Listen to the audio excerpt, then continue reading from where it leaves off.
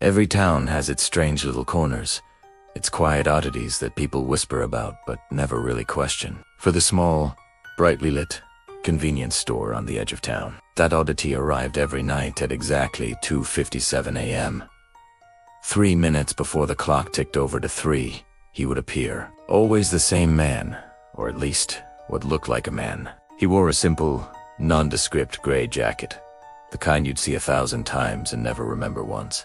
His head was always bowed, his hands shoved deep into his pockets. He never spoke, never looked at the cashier, never even glanced at the shelves packed with colorful snacks and drinks. He was just there, the last customer of the night, every single night. At first, the overnight cashier, a young man named Leo, thought it was just a quirk. Maybe the guy worked a strange shift or had a rigid routine. People are weird, especially in the dead of night. But after a few weeks, the routine started to feel less like a quirk and more like a glitch in reality. The man in the gray jacket would enter, walk directly to aisle 3, the one with the canned goods and pasta sauce's hands stand there, motionless.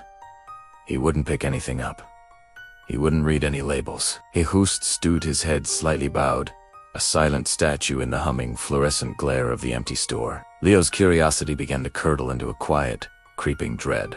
One slow Tuesday night, he decided to check the security footage. He wanted to see if the guy ever did anything, maybe a slight twitch or a shift in weight that he'd missed. He rewound the tape to 2:56 a.m. and watched. The aisle was empty. The front of the store was still. The digital clock on the screen ticked at 2:57 a.m. And there he was, the man in the gray jacket, standing in aisle 3. Leo frowned and rewound it again, his eyes glued to the automatic glass doors at the entrance. He watched frame by frame. The doors never opened. There was no flicker of movement, no shadow crossing the threshold. One frame, the aisle was empty. The next, he was there. A cold knot formed in Leo's stomach. It was impossible. He kept watching the footage from other nights. It was always the same. 2:57 a.m. No entry.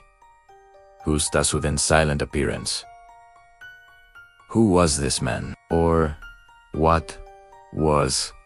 The questions gnawed at Leo, turning his lonely night shifts into a tense, nightly vigil. He started to notice other things, too. The unnatural silence that seemed to fall over the store a minute before the man appeared. The way the air grew heavy and cold. The man was a void, a black hole in the middle of the brightly lit store, sucking all the warmth and noise into himself. Leo felt like he was the only person in the world who knew about this silent, nightly intrusion. The fear was bad, but the not knowing was worse. Leo decided he had to do something. He couldn't just keep watching this impossible event happen every night. He had to confront it. He told himself he was being ridiculous, that there had to be a logical explanation, maybe a blind spot in the cameras, a trick of the light. But deep down, he knew that wasn't true. This felt wrong. The next night, Leo's heart hammered against his ribs as the clock on the wall crept towards 2:57. He could feel the familiar chill seep into the air. The hum of the refrigerator seemed to fade into a distant buzz. Then, right on schedule, he saw him. The gray jacket, the bowed head, standing perfectly still in aisle 3. Leo took a deep, shaky breath, wiping his sweaty palms on his jeans. This was Italiano. He stepped out from behind the counter, his footsteps echoing unnaturally loud in the sudden silence. He walked slowly, deliberately, down the empty aisle. The man didn't move. He didn't seem to notice Leo approaching. He was just a shape, a cutout against the backdrop of soup cans. "Excuse me, sir." Leo's voice was a dry croak. Can I help you with something?" The man remained perfectly still. Leo was closer now, just a few feet away. He could see the worn fabric of the jacket, the way it hung on a frame that seemed too thin. "Sir, the store. You come in every night. You have to buy something. Or leave." Nothing. Not a twitch. Frustration and fear warred inside Leo. He reached out a trembling hand, intending to tap the man on the shoulder. "Hey, I'm talking to you." As his fingers got closer, a primal instinct screamed at him to stop. to run. But he was committed. He had to see. He had to know. Just before his hand made contact, the man began to turn. It wasn't a human movement. It was slow, fluid, like a statue rotating on a hidden mechanism. He turned his head, lifting it from its perpetual bow. Leah's breath caught in his throat, a strangled gasp of pure terror. Where a face should have been eyes and nose, a mouth there was nothing, just a swirling, churning vortex of absolute darkness. A patch of night sky with no stars. It was a hole in the world, and it was looking right at him. A voice whispered, seeming to come from everywhere and nowhere at once. It was a dry, ancient sound, like leaves skittering across cold pavement. It's time. The word hung in the air, and then, one by one, the lights in the store began to go out. It started at the far end, in the dairy section. Pop. The long fluorescent tube went dark. Then, the next aisle. Darkness creeping closer, swallowing the store aisle. Leo was frozen, his eyes locked on the faceless void before him. He wanted to scream, to run, but his legs were rooted to the spot.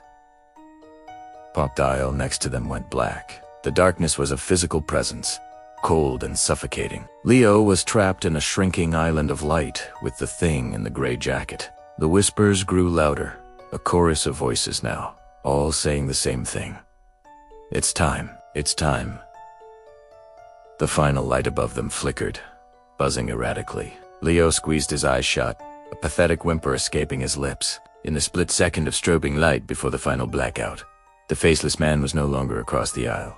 He was directly in front of Leo, his empty hood inches from Leo's face. Then, complete and total darkness. And silence. The sun rose the next morning, casting its warm, golden light through the front windows of the 24/7 store. The automatic doors slid open for the first customers of the day. The manager arrived, frowning when he saw the store was unlocked, but the night cashier, Leo, was nowhere to be found. He checked the registers, the back room, the bathroom.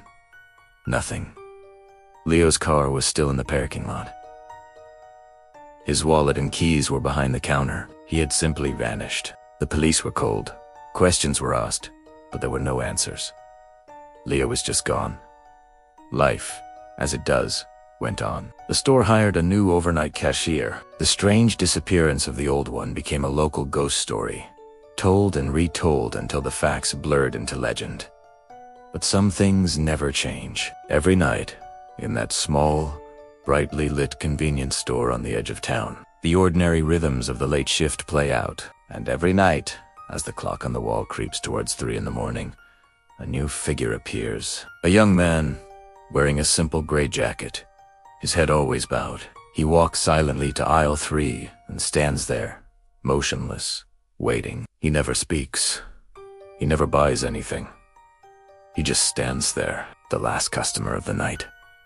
What really happened to Leo? And who was the original man in the gray jacket? It seems some places have rules we can't understand, and some roles must always be filled. If you enjoyed this dive into the unknown, make sure to hit that like button and subscribe for more mysteries. Thanks for watching, and stay curious.